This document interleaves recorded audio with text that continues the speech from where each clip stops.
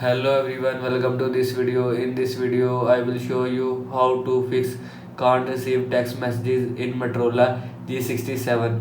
So before starting video, please subscribe the channel and like the video. So let's start the video without wasting time.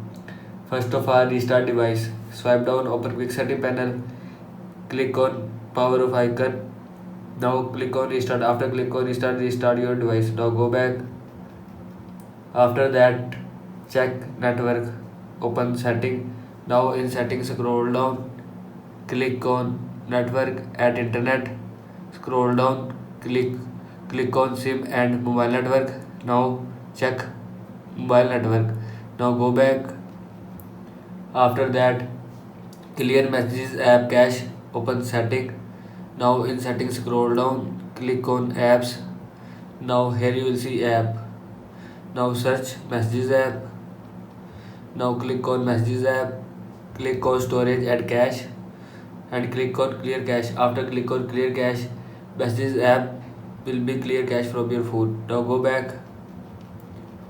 After that, software update, open setting, scroll down, click on system update, scroll down, click on check for update and click on got it. After click on got it, your phone software will be update.